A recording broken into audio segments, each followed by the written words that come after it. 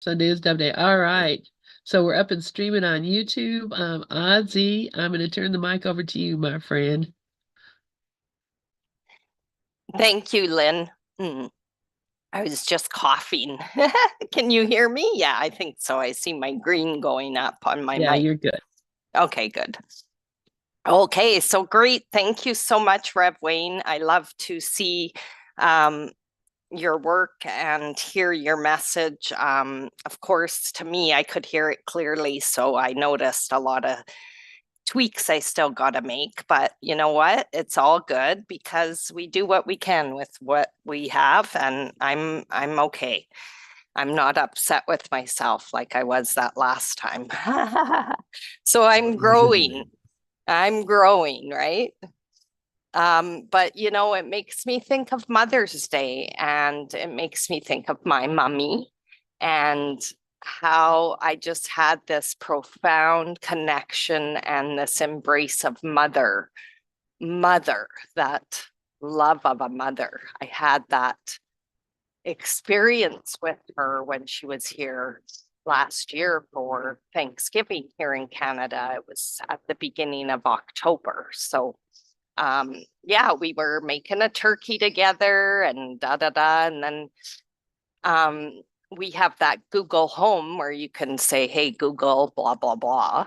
And my mom was doing that. She was having fun in the day, just kind of playing with Google. Sometimes it would tell her it didn't understand her because there is a bit of a learning curve as to how you talk to Google. So she had picked a song, and when you don't have a YouTube subscription, you can't pick songs because it just doesn't allow you to do that. You need a subscription to do that, but Google will often just play something else. I'll just say, play blah, blah, blah. We can't do that, but here's a station similar to that, it'll say.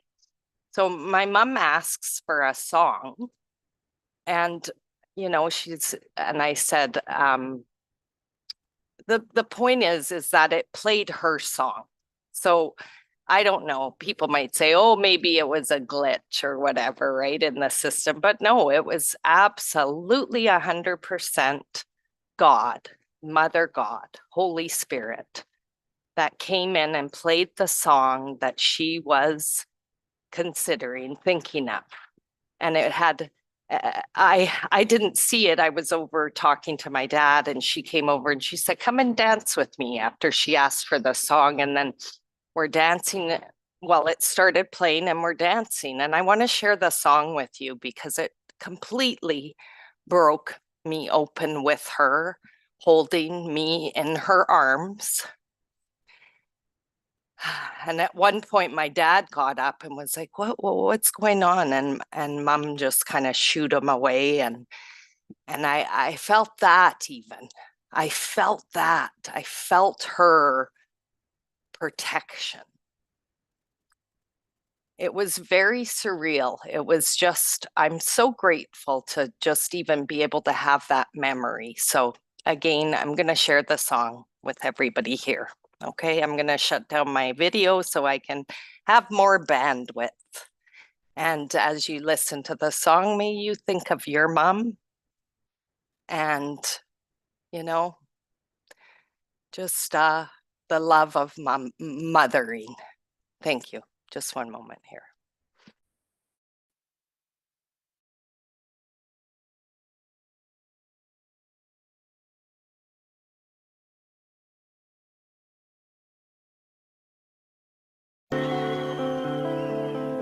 All my bags are packed, I'm ready to go. I'm standing here outside your door. I hate to wake you up to say goodbye,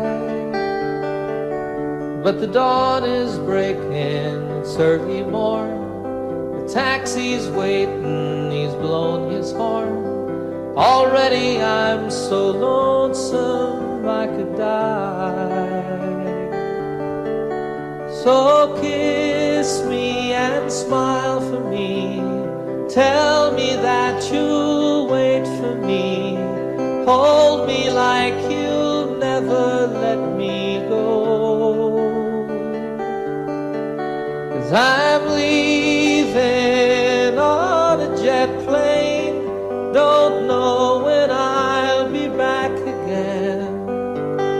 Oh, babe, I hate to go.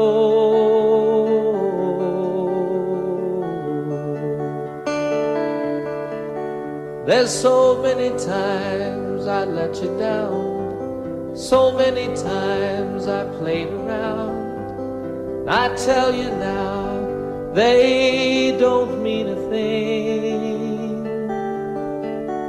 Every place I go, I'll think of you. Every song I sing, I'll sing for you. When I come back, I'll bring your wedding ring. So kiss me and smile for me.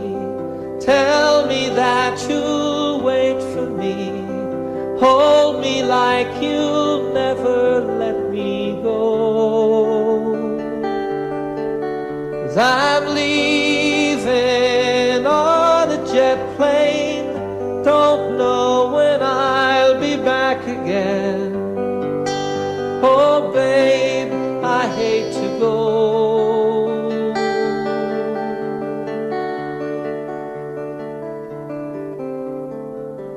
Now the time has come to leave you one more time. Let me kiss you and close your eyes. I'll be on my way. Dream about the days to come when I won't have to leave alone. About the times I won't have to say.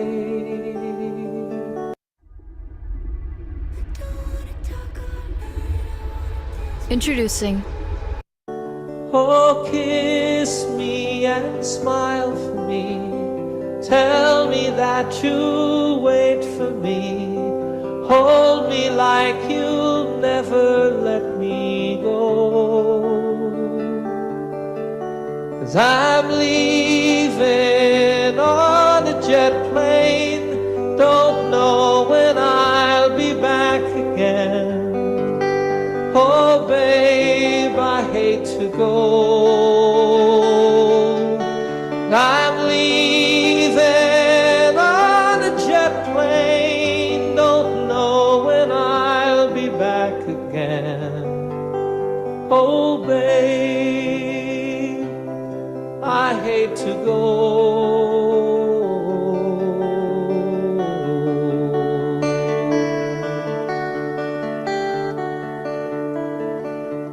Good night, my friends. Babe, I hate to go. I'm leaving on a jet plane. Don't know when I'll be back again. Oh, babe, I hate to go.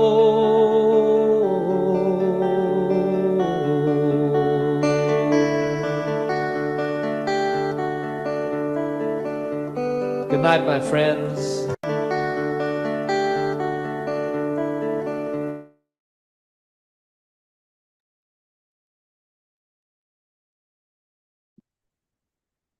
Well, a little glitch there with an ad, just giving me a chance to have a chuckle instead, break up my tears of love. And, you know, my brain's like, well, that's not a song from your mom. Look, it got a wedding ring. It's about playing around. And right away, it's like, no way. That everything can be repurposed. Words are just symbols. And I'll have you know that my mom did give me her wedding rings.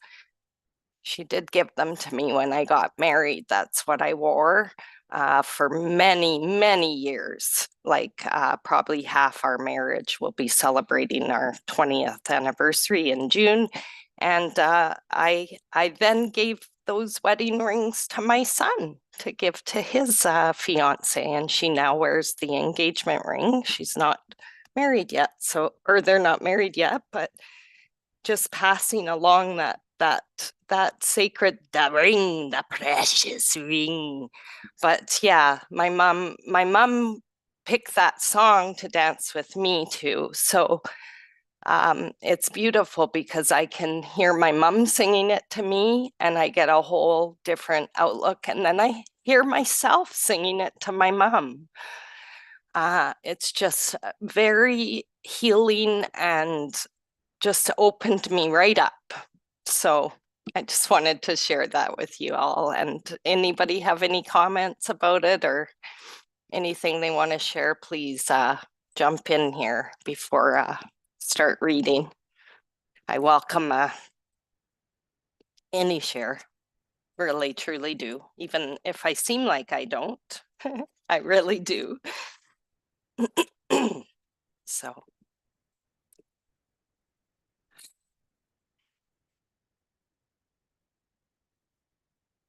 All right. A Course in Mysticism and Miracles. Begin your spiritual adventure, John Mundy, PhD. Some time ago, we read from chapter 10, The Miracle of Surrender, Zao's story. Excuse me, she, which I'm not gonna reread because it's on a previous recording a couple weeks ago. So we're gonna do the thoughts on Zao now. So we're gonna look at Zao's story a little more closely to see how it contains many of the elements of mysticism we have identified so far. She speaks of her difficulty feeling at one with her body. This is a central tenet of the Course in which we find the sentence, I am not a body, no fewer than 46 times. I experienced a similar disconnection to my body after awakening from my encephalitis-induced coma. Next, Zaya describes how she wrote to explore her every thought and to see what was inside herself. We have seen that looking inside is an essential discipline required of all mystics. Yeah, I have to share that I've always looked inside, and I have to agree that I had difficulty when I was younger feeling at one with this body, so much so that I completely disconnected from it. That my mind did indeed feel like a different, well, one part of my mind felt different from the body and that mind part. So next, Zaya describes how she wrote to explore her every thought and to see what was inside herself. We have seen that looking inside is an essential discipline required of all mystics. We must never be afraid to look inside and to be honest with ourselves, because that is the only way the junk of the ego world can be cleansed from our minds. And that's interesting, isn't that the truth? Never be afraid to look inside and to be honest with ourselves. I didn't get too close to that. I just stayed swimming on the surface, disconnected, keeping it a little bit at bay until I think I got about 18 maybe, and really started drinking. And then that kind of opened up a whole different experience. But I love that he says it's the only way the junk, and he puts the word junk in quotes, of the ego world can be cleansed from our minds. Like it is a bunch of junk. But I found at the time back then, I couldn't make any changes. It was almost like I needed to replace a nothing something with another nothing something. But now I'm learning how to replace with the nothing, just the space.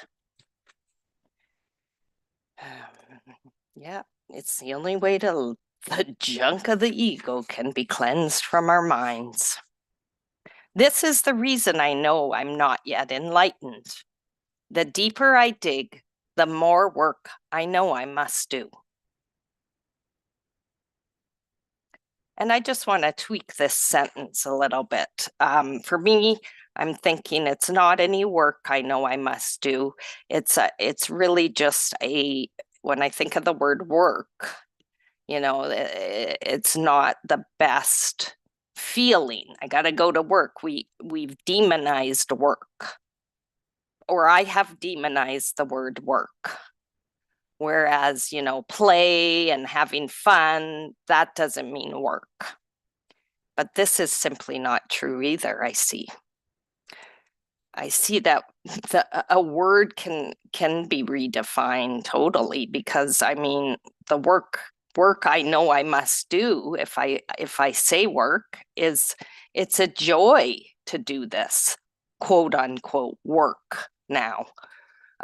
It's a practice, it's a remembering, and it's also knowing that I don't do anything. There's no work I really do, because I'm not the one making these changes.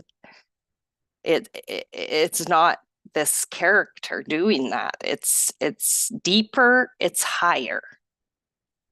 The next part of Zea's description reveals the deepest part of the mystical experience, the crash and burn occurrence that leads to enlightenment.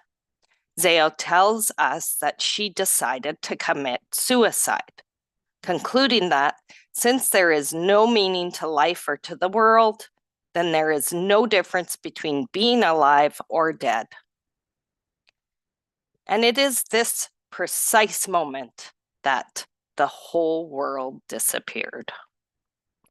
Zea entered in an awakened state that was, quote, the most beautiful, peaceful, joyful state I never imagined, end of quote. This sentence expresses the high point of the mystical experience, when the ego self disappears, even if only for a brief time. The unreality of our dreamlike lives must disappear for truth to dawn upon our minds. Only then can we melt back into God.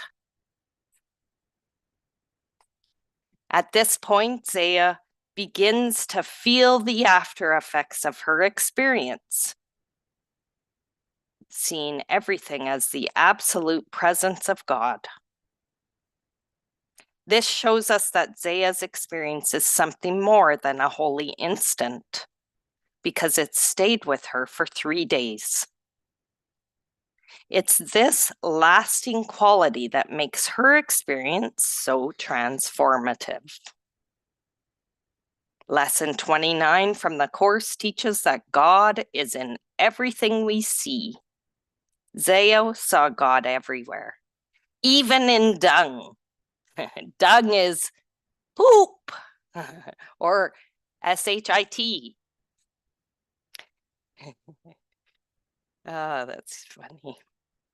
That's funny to me because when I go outside to do my poop cleanup in the yard from the pups, or I just have one now, that's what I would do. The poop, the piles of poop, I would just be out there being like, I'm just picking out my, diamonds, or, oh, this is like a gift. Look at these gifts. These are my presents from my dogs.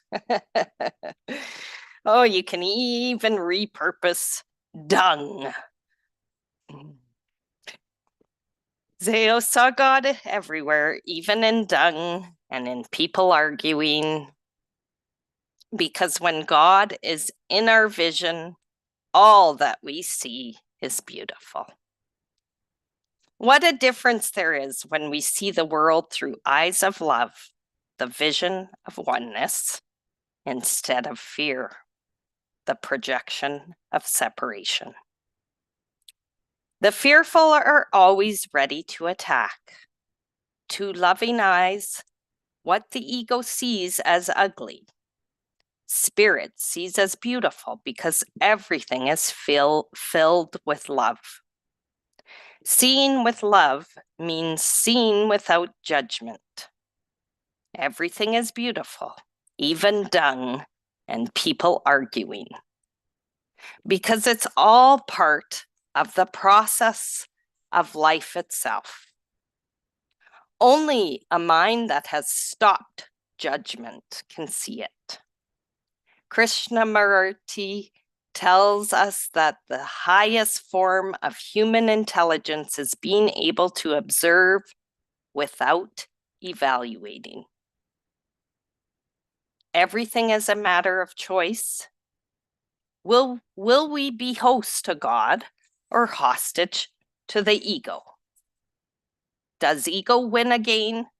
Or are we willing to turn everything around and follow the guidance of God? 3 days later, Zaya tells us she came back to Earth, explaining that her human body could not stay in that state for a long time, but that the undisturbed peace remained. Here, Zaya echoes the Course yet again, where we read in the manual, chapter 26. Sometimes a teacher of God may have a brief experience of direct union with God. In this world, it is almost impossible that this endure.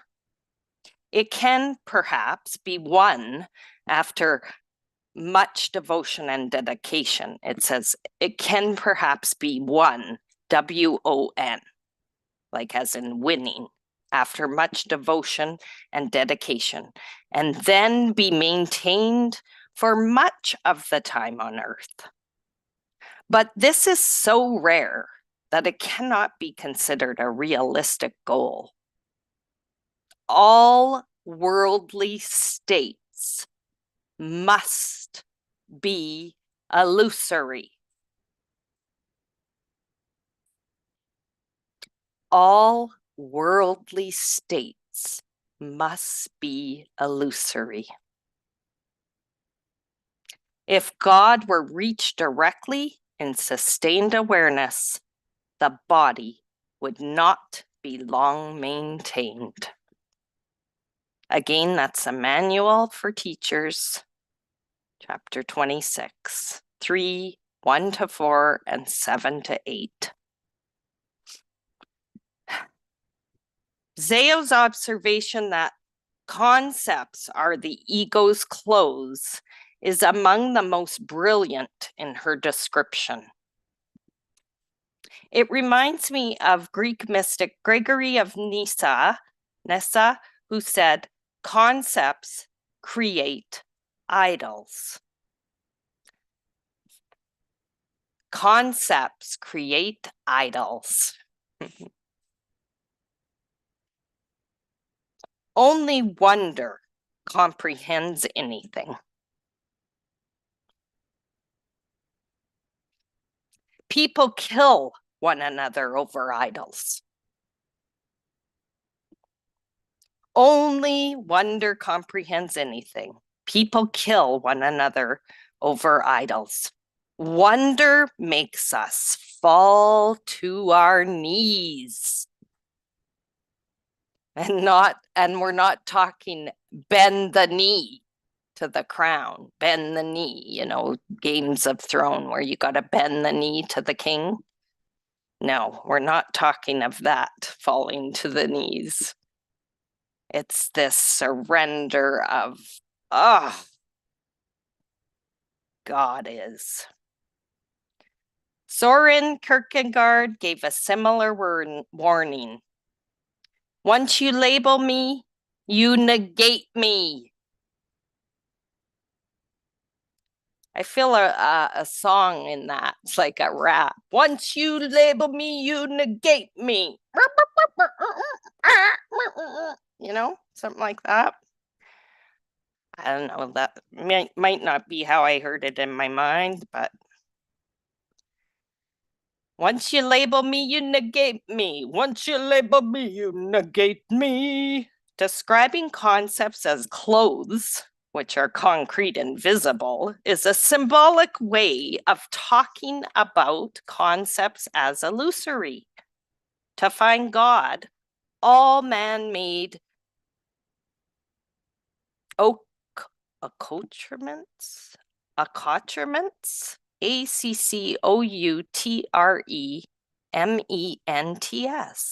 To find God, all man-made. It's accoutrement. It's a French word. Yes, I get it's a French word, but frick, I can't say it. Accoutrements. Thank you. Accoutrement, yeah. Yeah, I'd be in trouble. My son is fully bilingual in French, so he would just razz me on that. So thank you, Lynn. Accoutrement. Yeah, I'm trying to say it. Which are concepts, doctrine, traditions, or laws, must be discarded. Yep, to find God, all concepts, doctrine, traditions, and laws must be discarded. Ram Dass tells us the same thing in a more humorous vein.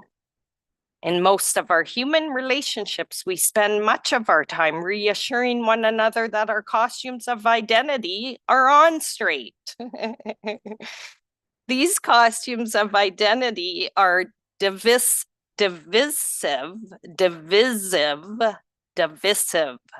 They're dividing in nature. They're divisive forms of separation that take us away from, rather than closer to, each other and the truth of oneness. All right. Now I'm going to read something from the text, chapter 31. We're calling it, or John's calling it, Painted Idols. Concepts are learned. They are not natural. Apart from learning, they do not exist. They are not given, so they must be made.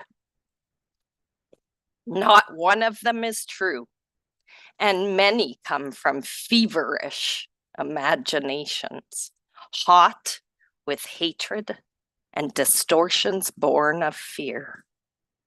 What is a concept but a thought to which its maker gives a meaning of its own? Concepts maintain the world, but they cannot be used to demonstrate the world is real.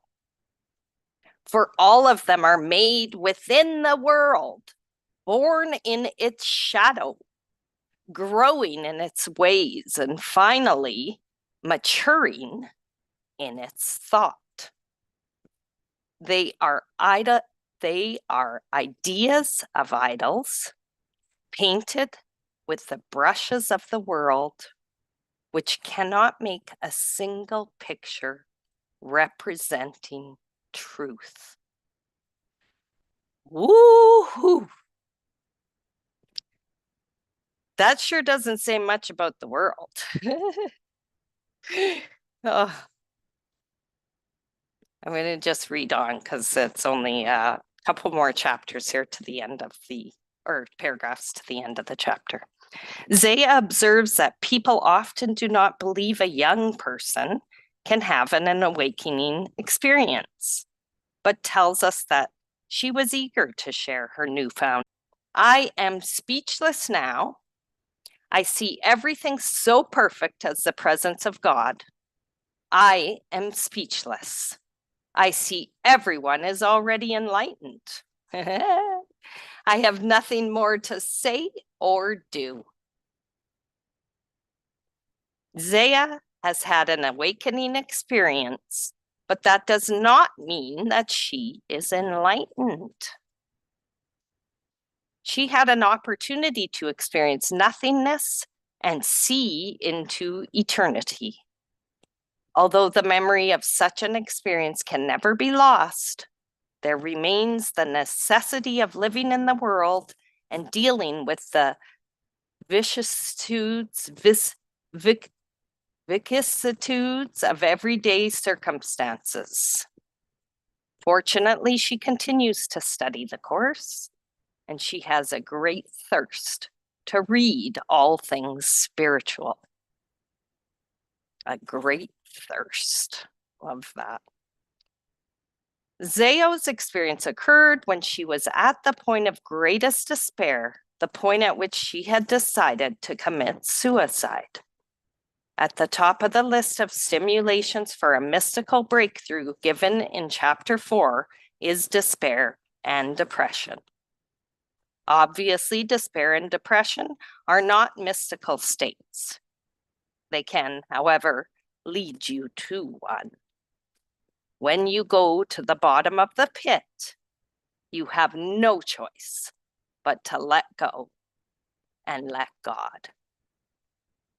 And that makes me think of The Pit and the Pendulum, which I listened to, it was a few months ago again, just to hear it, because I know this was back, Rev Wayne, you had that, you had an Edgar Allan Poe thing on your Facebook, and it just made me start thinking of these different stories. And I actually went to YouTube and found The Pit and the Pendulum story because I couldn't remember it. Well, by goodness, I drew a picture of what the story was of this, clock and the thing going back and forth and the guy laying on the thing, because it was just wild, the visual experience I had, like listening, going through that. So at the bottom of the pit, you have no choice but to let go and let God.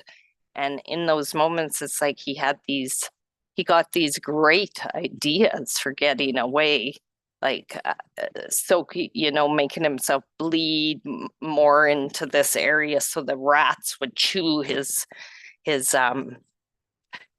whatchamacallits off. But it allows you to maybe have a different idea drop in, because I got to tell you this story.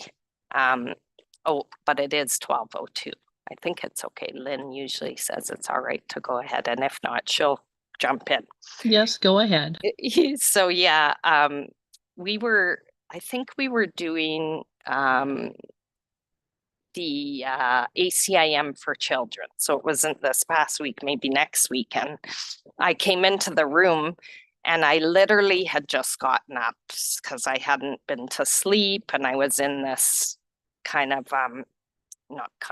experiencing insomnia. So when I had fallen asleep, it had been early that morning or late that morning. So I really only had a couple hours of sleep.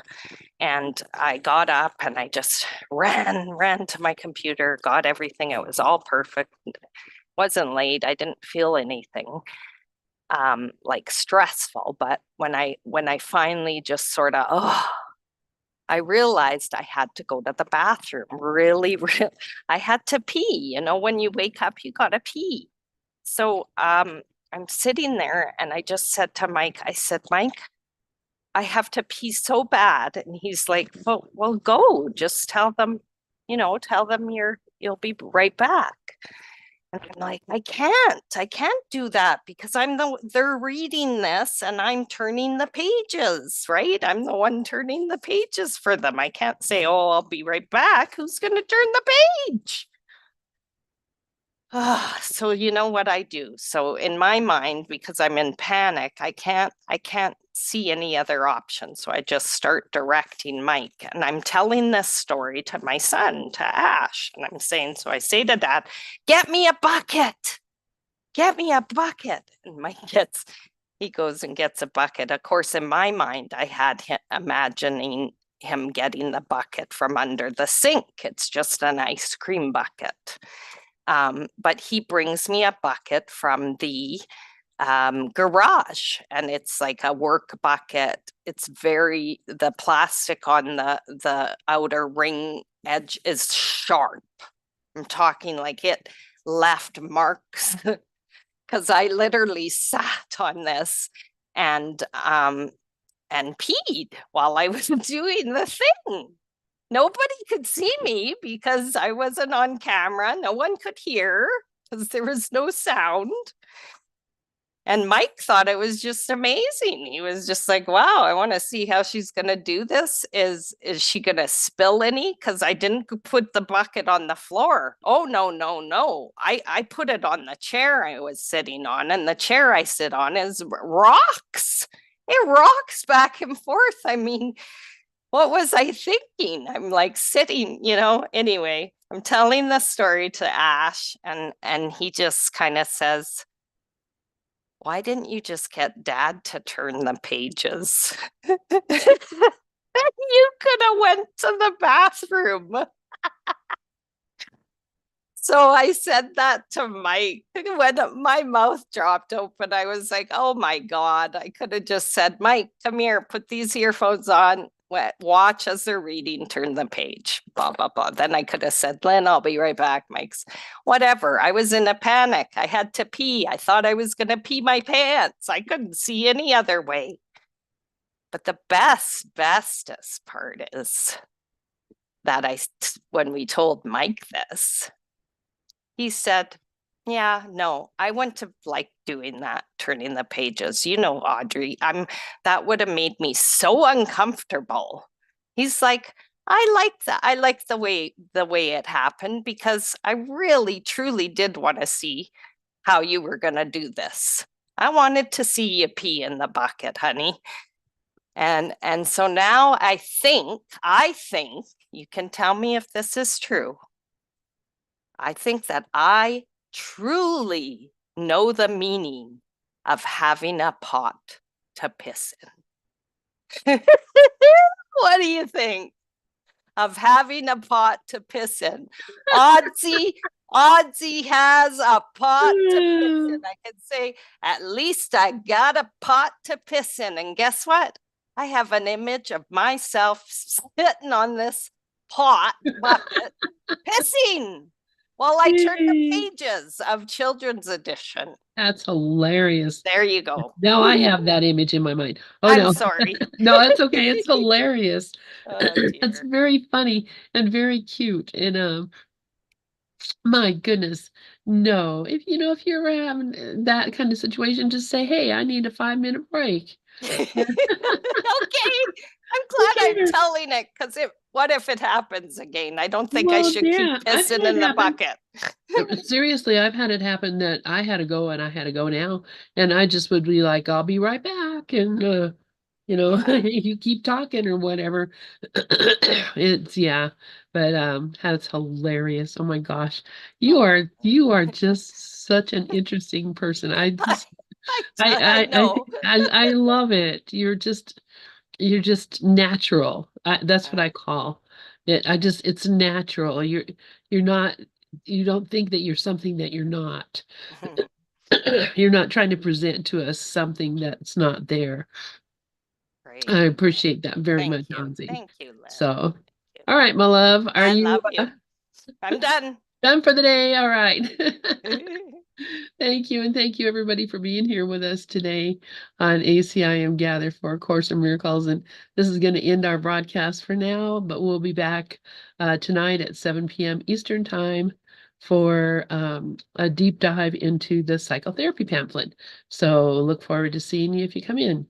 Love you all. Bye. Bye-bye.